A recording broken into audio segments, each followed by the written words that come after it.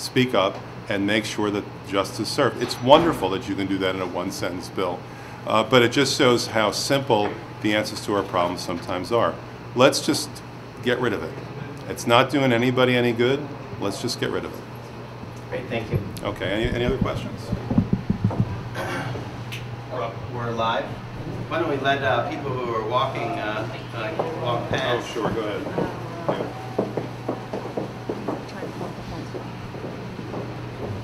And then we'll come back, although I believe that folks are on the line actually watching right now. And yes. they've been actually tweeting away because they watched the press conference that you took part in earlier. Yes. And they were really excited about this portion because they really, they've signed this petition. 300,000 people did, and they want to know that it's meaningful. So it certainly is. Listen, like I said, Washington does not normally see 300,000 people speak as one. I am your legs today, and to some extent I'm your voice. But I'm not the one who matters. What matters is that we work together and show our numbers, because in numbers there are strengths. This is a very exciting development. I think that they're going to have to listen. So just as a follow-up on that, it's basically the same question, but there's a bit of cynicism in this country that people don't feel that DC is listening, that they don't feel like their voice matters. But can you tell everybody who's watching right now how important efforts like this are, how the Hill actually has to listen when we do something like this 300,000 person petition? Listen, there's show and there's tell. I can tell you all day long, but what we've done is better than that. We've showed it to you. Here we are at the Speaker of the House's house, his office. We're here. I went inside. I gave them the petitions. They took them. They said what you heard them say. They will give the petitions to the Speaker himself. All right, we've gone through the security. We've gone down the hall. We've gone through the door. We are now in the inner sanctum. And here we are, and people's voices are being heard. That's a show more important than any tell that I could possibly say. That's great. And Don, do you have any questions from some of the social media questions from before? We got a number of online questions. One they came from all across the country. Someone in Missouri asked, if I'm out here in Missouri and I have a good job, why is this important to me? How would you respond to that? Well, the answer is very simple. You are at risk of losing your job. You know, there's some kind of illusion that only federal workers have anything at stake here. That's wrong.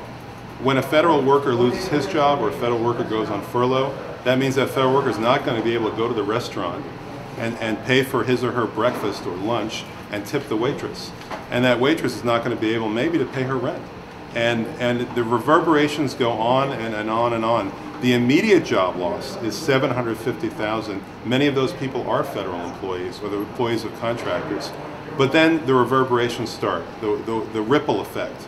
And that ripple effect is enough to cascade out and take away 1 million, 2 million, 3 million jobs, including the person you're talking about. You know, no matter what that person is doing, no matter what entity he or she works for, they've got customers. And they're about to lose a significant number of their customers because of this ill-designed and ill-fated policy. Last question from a political blogger in Florida. This is an independent blogger who says, doesn't everyone have to give a little something to get us out of the debt crisis? Isn't it just fair that everyone gives something? There is no debt crisis. Look, we had 4 hurricanes pass through Central Florida within 2 months. That's a crisis. When a hurricane hits New Orleans, that's a crisis. When 2 million people lose their jobs, which is what happened in the last 2 months of George Bush's administration, that's a crisis. That's what a crisis looks like.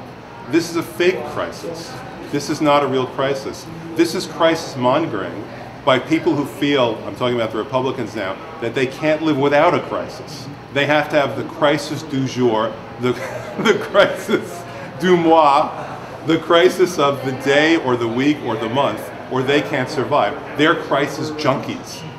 And for the sake of that, they're throwing literally hundreds of thousands of Americans out of work. There's an underlying question here, which is, what do we need to do to manage a modern economy of 320 million people properly? And whatever the answer to that question might be, this is not it. Thank you.